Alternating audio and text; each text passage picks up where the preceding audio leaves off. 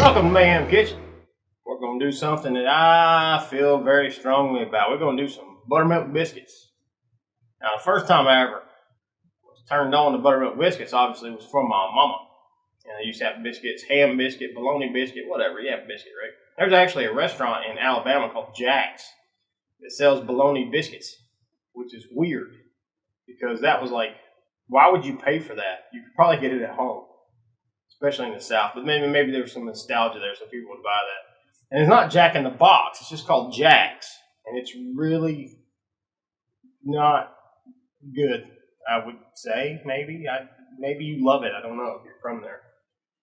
Anyway, we're going to do that, and we're going to make some buttermilk biscuits. And so I'm going to show you how to do that. This is the way I do it. Now, there's a lot of people who do it differently. You can watch a bunch of cooking shows and see how you do it. I'm an old Southern boy that does it a different way. Now, you see this? That's my wedding ring. I'm married to a wonderful woman. She's a doctor. She's a PhD. She's smart. I take this off so it don't get biscuits all over. Put that over there. Old titanium ring, too. Pineapple tang. I tell you, man, if you get that squirt juice and you can find tang is one thing. That's that astronaut drink I drank as a kid with the powder. They started doing flavors like grape and pineapple and shit like that. And the pineapple orange one, man, that'll knock your dick in the dirt right there. Tell you what. Anyway, we got our unbleached all-purpose flour, but I'm going to put it over here because I don't need it. I've already pre-measured this stuff. So here we go. This is our mixing bowl, as we can all see here. And right here, ta-da! Look at that right there. Ain't that pretty as a picture? This is 2 cups of flour, unbleached all-purpose flour. And like I've said before, you cannot get self-rising flour here, which is something I'm used to using a lot. So what you do is I just go ahead and do it this way, but you have to add baking powder because baking powder kind of doubles up your reaction to acids. So we're going to do that. There we go. We don't really need this anymore because I have a cup over here for it. And then we got some baking powder. Okay, this is baking powder made by that company called Finger. And I'm going to take 2 cups of unbleached all-purpose flour. So I'm making basically self-rising flour. And I'm going to take, this is 5 mils. It's about a tablespoon. So I'm going to do that. Level it off pretty good if you can see. There we go. Plop. That's all you really need. You don't need much. It's going to help the leavening action. It's going to help out with everything. So put that over there. I'm going to save this because I need it for other stuff. So now we got this. I'm going to mix it up real good like this. Because I don't have nothing out here to mix with. And the reason why I don't have anything out here to mix with is because you want to feel it when you're doing it. And right now I don't want to feel that because I ain't much to it. It's still always a 2-to-1 ratio in my world. So the first thing we're going to do is I got this 1 cup, and you can see it's got flour on it already because that's how I measured the other stuff. Because the other one's in metric. Hang on, so I'm going to show you all something. You get ounces on one side, which is fine. The other side, you only get like a 1/3 cup, 2/3 cup, and a cup. You don't get halves or quarters. So what's the point in that? Because you need half. I mean, I bought it. Why don't you give me more lines? But then you just kind of eyeball it sometimes. So anyway, we're going to do 2-to-1. And I'm going to get this buttermilk ready, but I'm not going to use it. I'm just going to let it sit out. It's okay. Brand new jug from Lucerna. It's like one of the few places you can get buttermilk up here. I finally got some buttermilk. There we go, right there. There's our buttermilk. You can see it there. You can see it there. I want to stick it over here. I don't need it quite yet. I just want to get it out of the way so I can get some of this shit out of the way, right? Alright, so we're going to take this, put that over there. Now, of course, we've got to add fucking yellow-ass mustard. No, I'm just kidding, man. I just had to put that on the table to make you laugh, because I put that in everything. I'm not going to put it in this. I have had biscuits with mustard. What's wrong with it, Carl? Ain't got no gas in it. Anyway, that says it's a half a cup of butter. I swear to you, that's probably a lot more than a half a cup. It's cold butter. And you need to use cold butter because this is salted butter as well. And I'm peeling this off because I had to cut the thing in half, right? So we're going to take all this off. Now I've got to do a lot of moving, and this table may not be as forgiving. That's why that towel is there. That towel is like an absorber. So I'll put that there so I'm not shaking it out. And if it does come out a little bit, it'll soak up in the towel. Now, so I'm going to take this right here and go ahead and do this really quick, okay? Because I'm sitting here, I got to hurry up before this butter gets warm because you don't want it to get warm. So we'll take this, and this is my tray that I'm going to bake these biscuits on, and I'm just going to wipe it down real good. Coat it really good so your biscuits don't stick, you know what I'm saying? And so this will be our biscuit tray that we're going to put in the oven. And you can hear it's giving it hell right there. These are called, I think they're called Thor pans or Viking pans. And a lot of bakers use these. I am not a baker. I just want to make that clear. What I'm doing right now is not baking. This is just making biscuits. Baking is something my cousin Brenda does, and she does it very well. And she knows. She's the one who taught me what the hell marzipan was. I didn't know what that was. I thought that was someplace in Japan. It's like, hey, let's all go to marzipan. What the fuck is that? But she's got it under control, man. She makes some cakes like crazy. She make that old Duff guy look crazy on the TV. She could whoop his ass. If she ever was on that show like Nailed It or Great Baking Competition, she kicked their ass. Anyway, I'm going to take this right here. And I got my old trusty grater. Now, this butter's starting to melt, so I got to hurry. So we're going to do big chunks, right? The best that we can, the fastest that we can. Now, the outside edges have already melted because I've touched it. But you want that butter to kind of stay cold. And we're shredding it like this. That way, I'm not having to melt it and put it in there with it, right? The butter will sit in with the dough, and it makes little pockets. And that make it fluffy and light and flaky. Of course, butter is great. I love butter. If you cook at home, you use a lot of butter, right? My phone just went off. That means somebody's calling.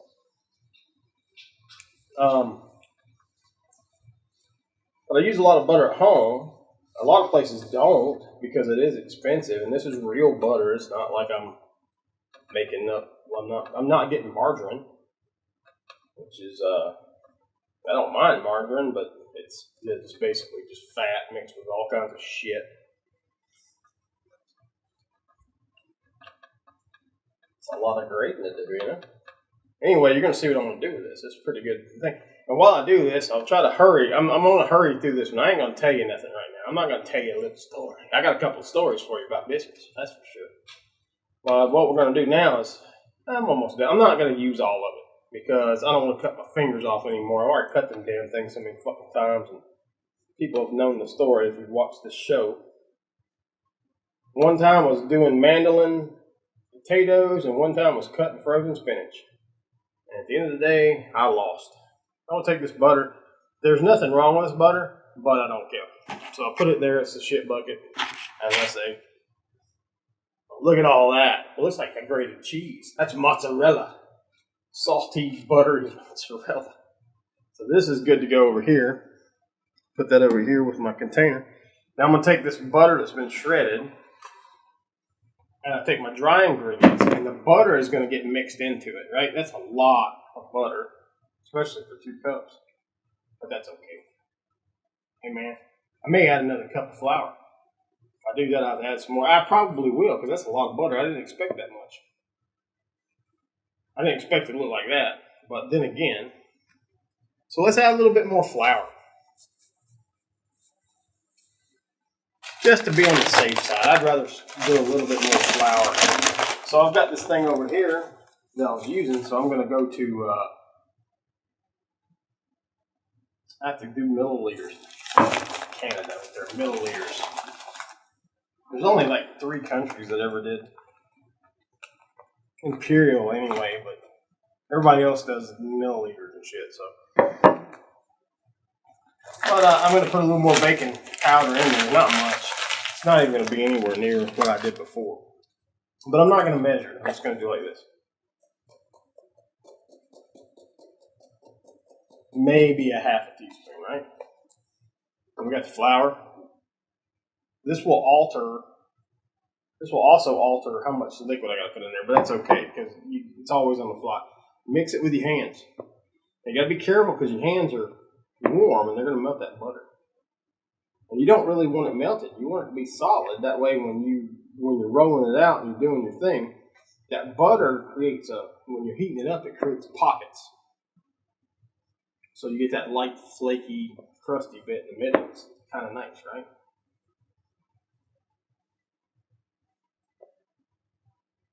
And then you just bust it up with your fingers, right? So it's like, I got a little, that's butter right there, so I bust it up a little bit like that. I mean, shredding it helps, not doing this. You don't have to shred it. If you want to, you can just do whatever. Put it on the countertop, make it. If you want to use butter that's not cold, like I'm doing, that's fine too, but your biscuits will be much more dense. These should make light and fluffy biscuits. Because the dense part is going to be the egg and the sausage and the cheese I put in the middle of that son bitch. Speaking of, when I was a kid, living up in Old Banks County, right? Me and my buddy Mike Nickerson from the Tonedale Pig Dogs fame right there. Lead singer of the Pig Dogs, my best friend, my brother in arms. There we go, it's pretty mixed up pretty good. We used to go to a place called, well, I'm not going to tell you the name of it. It's a Dead Milkman song. We'll just say that off of Big Lizard in Your Backyard, right? But the reason why I won't tell you the name is they used to get shut down once a damn month for health violations. Because they could never, figure it out. You know what I mean? Something was dirty or I don't know. Maybe they put cleaning supplies above the food. You don't know what some of these health things are if you've never worked in a restaurant. I did for quite a while. So there was a lot of weird restrictions. But it's good that they're there in place because I want to eat some more healthy. But man, for like $1, you could go in there, you get a biscuit, and they have a piece of country fried steak. They take the country fried steak and they soak it and throw that thing in there after they cooked it and deep fried it. And sawmill gravy, which is just a flour pepper based gravy. Man, they take that and they take a fork and they stab it in there and throw it between a biscuit, and we pay $1 a piece for them. We get 2 every morning when we could. We had the money. Because you had a choice. Am I going to buy a pack of cigarettes or me, a can of Copenhagen? Can of Copenhagen was like $1.10 back then, and cigarettes, same thing, like $1 or whatever a pack. Because I'm old. But at Wiley's store, and it was kind of one of those things where it's like, oh man, but we go there. And even though they shut the damn place down for 2 or 3 days, not saying the name, we'd still wait, hoping they'd open up soon. Because I don't care. I don't know if it's like, maybe we were eating country fried rat. Tasted damn good. It's like the best meal you'd have all day. Now that butter's sitting there, ready to go. So now we're going to go ahead and add, I'm going to add some salt. And earlier I was doing this on a couple other episodes. I'm just using regular salt. And the reason why is because I want it to mix in. The big Himalayan crank salt that I use, it's big salt. Which I love salt, but in this kind of thing, we're kind of baking, kind of not, because I'm not a baker. I'm not a baker, I'm not a butcher, I'm not a candlestick maker. I'm just a stupid redneck with a camera. So there we go, we're going to do 1, and we're going to do 2. I don't want to do too much, because the reason why is because a lot of the foods I'm going to be eating with this biscuit are salty already, first off, and then the butter's salty too. And always remember, it's hard to take away salt. Less is more. sometimes. So anyway, here we go. We got this going really good. Now I'm going to add the buttermilk. And we're basically going to make a little colander in the middle. We're going to put the buttermilk in there, and then we're going to mix it with our hands. And my hands are really clean. Of course, I did go to the bathroom and pick my nose a lot before I came out here because that always helps season it. I'll tell you another story about biscuits. Man, I was country fried steak, right? So I'm gonna need more. I'm gonna need more buttermilk. I did add too much flour to it, so I'm gonna add a little bit more buttermilk. Hang on, give me just 2 seconds because this hand looks like this. Oh, it's like some fungal infection. It's a horror film. Me and Perry will review it later. The horror of buttermilk. Man, it smells good too. But not a lot. I'm only going to use about half of that. See where we're at. But Saturday mornings, I was working at Crawley Enterprises. I've kind of talked about Crawley a little bit. My cousin Mark. They used to go to a place called Martin's. Martin's is fan-freaking-tastic. Of course, when you eat there, it takes 1 year off your life. Fact. It's a true story. Because they use so much lard and fat and grease and stuff, man. But we would go get these big old things. It's steak and gravy biscuits. And they give you one of those clamshell containers. They give you this giant hunk of country fried steak, which is basically cube steak you beat the shit out of to the point where it's got to be tender or else. If it wasn't, it'd run away because you beat it up so bad. And then I'll go ahead and add the rest of this, which will be helpful, I think. Not mixing it up like this. But anyway, we do that, and on Saturday morning, I get 2 of those, and Mark get 2 of those. And we'd eat those. And that was like, one, so filling. Also, it clogged our arteries. Might explain my weight gain through those years. But it's one of the things when I go back down to Georgia, up here from Canada, I will make a special trip to Martin's. Because they had some of the best breakfast, and they were only open until 3 o'clock in the afternoon. But they served breakfast until 2. That just shows you how good their breakfast was. Of course, they serve like hot dogs and hamburgers and stuff like that. And there's only like it was a chain, but it was like a very small chain. They only had so many places they would go. Another thing about this is you don't want to mix this too much because the more you knead it, the more you're breaking down stuff. And what you don't want is that butter to break down too much because you want to leave those air pockets in there. So here we go. We're pretty much done. I think that's good. I'm going to put it on my table here. But before I do that, I got to take it back off. Sorry. I didn't do something I should have done. And I can't really do it with this hand because this hand looks like, it's like Night of the Living Dead. That's some George Romero shit, kind of. So I'm going to take a handful of flour and just let me get some of that up. Sprinkle it on there. And why we do this is so it doesn't stick. You could add oil, you could add all kinds of stuff, but I'll do that. So I'll put that there, get that off my hand. Now I gotta put some flour on my hands. And the reason why I'm gonna do that, you can always clean your hands like this with flour, and all that shit will come off usually. We'll do this again. Now these biscuits I'm going to cook about 425 in my gas oven, 425 for about between 17 to 25 minutes. Same thing as cornbread, right? But I'm also going to brush it.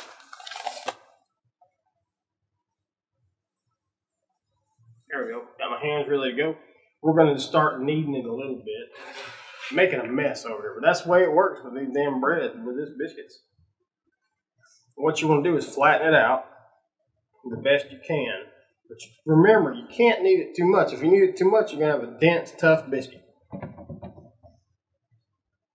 And that butter is going to help you out a little bit there. But what we're going to do is we're going to take it and we're going to fold it like that.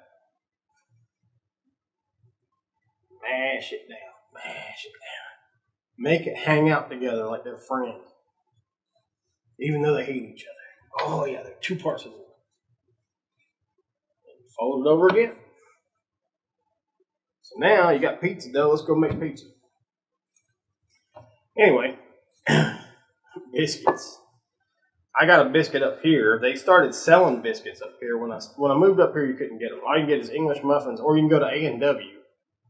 A&W is a pretty good restaurant, but they would serve you eggs, bacon, and cheese on a hamburger bun as a breakfast meal. And I was like, sesame seed bun, no less.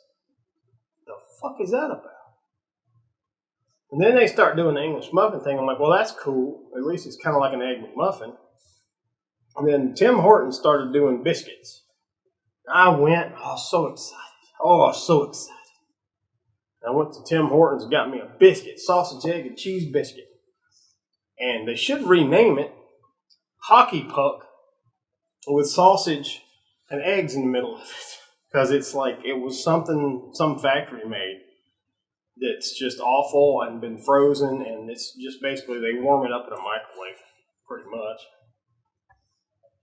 So this is going to rise a little bit because of that baking powder, right? So I'm going to flatten it out a little bit. But now we got 4 layers kind of together, which may help with that. So I've got my biscuit cutter right here. See this? My biscuit cutter. It's like you cut the little something. No, fuck that. That's stupid. That's a tiny damn thing. We're going to make something closer to cat head biscuits. That's what Jenny Sue would do.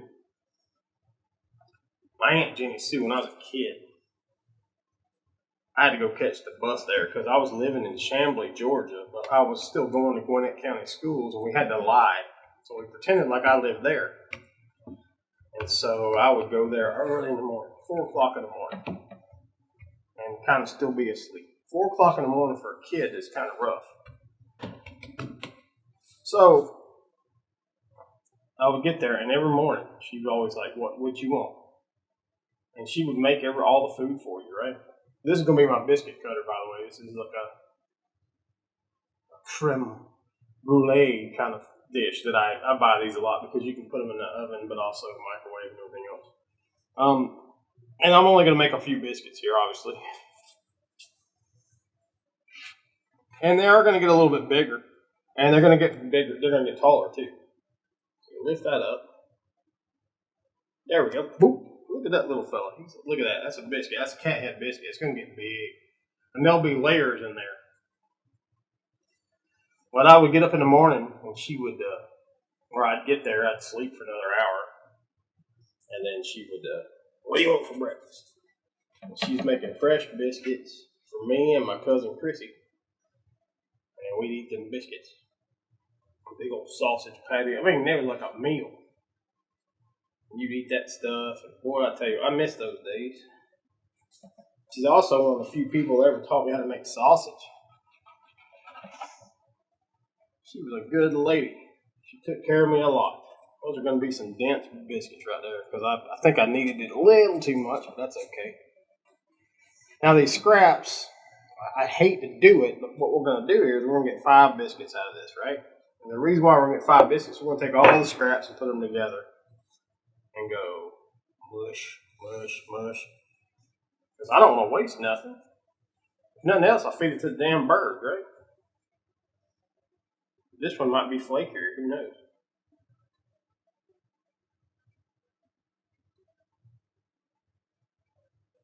Let's go ahead and put this right here. The person who teaches me the lesson about the biscuits, though, is my mom. She tells me, like, I got up here and I couldn't figure out. I never had self-rising flour. I'd always used it, self-rising cornmeal, stuff like that. And I got up here, I didn't know what to do. And I was not smart enough to check out YouTube or something like that. So I called her, so what the hell am I supposed to do? And she told me, well, I might get 6. But that one's going to be big, boy. This one and the next one will be big, fellas.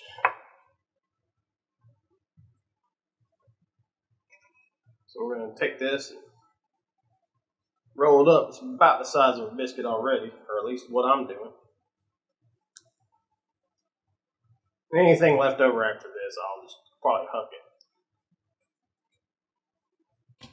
Now, of course, before I put it in the oven, I'll brush it with some butter some melted butter, but then halfway through the bake, I'll brush it again. So that could be a biscuit. It's only me and my wife, so sucks. I'm wasting something. I don't mean to. Anyway, there we go. Well, my mom taught me how to do this via phone, but also I used to do it anyway. But when I used to do it, I could use all-purpose flour. So now we have our greased pan that I greased up earlier. Good and greased. Good one right there. Sometimes it's good to touch them, let them touch, because if you let them touch, the steam from each one helps the other one cook. That's a true story, actually. But then again, sometimes you can separate them if you want, because you know they're going to expand. And I'm going to have to cut these out of the pan, so they're going to have some like squared edges. Now, if you want a perfect looking biscuit, you might want to pull them off like this a little bit, so they have room to grow. But yeah, there we go. These four are going to be really good. This is the ones that I think over needed quite a lot. So, but that's okay. They're still going to be good and tasty. Eat that with a big old glass of milk. You'll be in hog heaven. I'll tell you what, right there. So let me go put these in the oven. I got the oven preheating already. Then I'll show you what they look like when we're done. And hopefully you'll learn how to make buttermilk biscuits. And if you don't like my way of doing it, I'm sure there's a billion fucking motherfuckers out there that do it differently. And you can do it any way you want. But hey, I'm just an old boy from Georgia, doing what my grandma, my mother, and people like that taught me. So let's go put this in the oven. 6 biscuits. That's perfect. That's 3 breakfast.